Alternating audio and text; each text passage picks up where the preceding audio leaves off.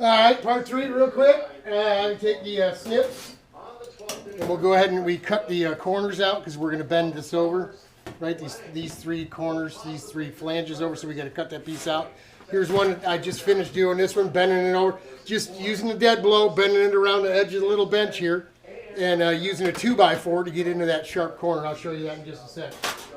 So this is pretty easy stuff. I mean, these are I think these are right turn.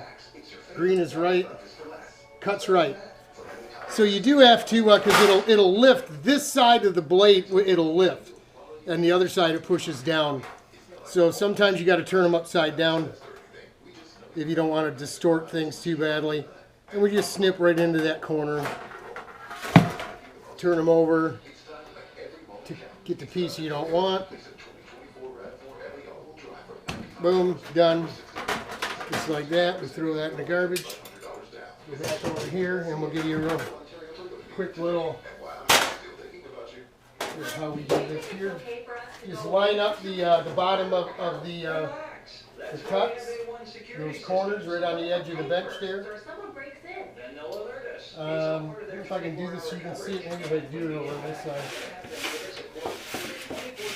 You have to reach across, but again, you get right down to the bottom of those cuts.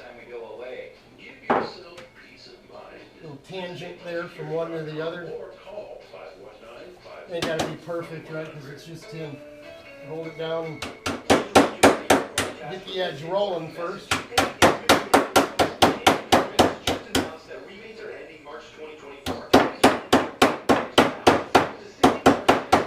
And then you take it right on down the side.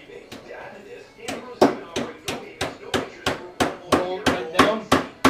Because this edge of this bench has got a sharp edge on it, you know, compared to like a 2x4, which I was using to get into these tight corners, which I'll show you, go right on down.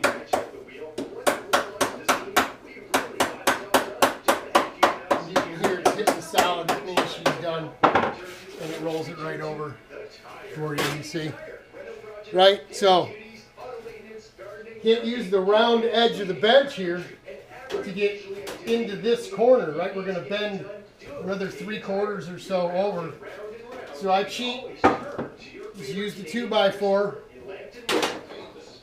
flush up to the top here, right in the corner of that edge there. You're going to want to line it up down here too. That's another thing. Real quick with the marker. We just transfer this line over to this side, but just with a dot. Right, little dot here, little dot there. Just so you can keep things in line.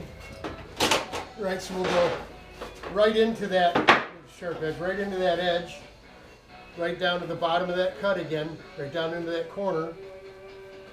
We'll line this up, although it really doesn't matter because we're just going to establish that tight corner, and then we're going to move right to the edge of the bench again.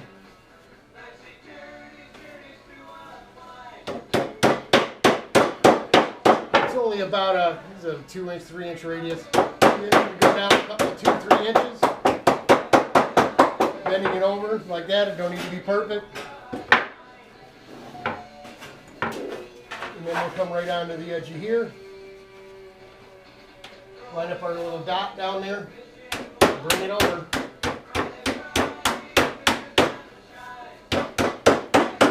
Right? Why don't you get a sheet metal brake, Robert? I don't need, what do I need one for? Those things cost, I mean, a good one. If you're going to get one, you may as well get a good one. If you're going to get a good one, it costs a lot of money, man. And you know what? I don't use them that often.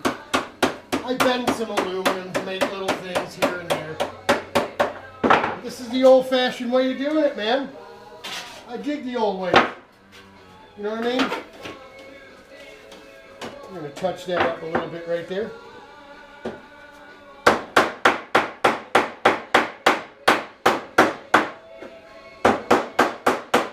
Hammer forming, baby. It's a lost art. It really is. A lot of things are a lost art these days, but so there you go. There you go. I'll go ahead and do the other side. Same way, starting that corner and with the 2x4 and then transfer it on down. So just about done. We're almost ready to start putting this thing together. Once I get it all put together, I'll bring you back when I'm about to put the starting ring on that top piece. And of course we won't even bother to try cut that hole till we get everything put together, because it'll be good and sturdy then, right? Bring you back in a little bit. December 19, the anniversary of the doctor doing a little cutting. Oh, Dr. Robert, Dr. Lawson's doing a little cutting today too. Godspeed. God bless. Hang in there, y'all. I love you.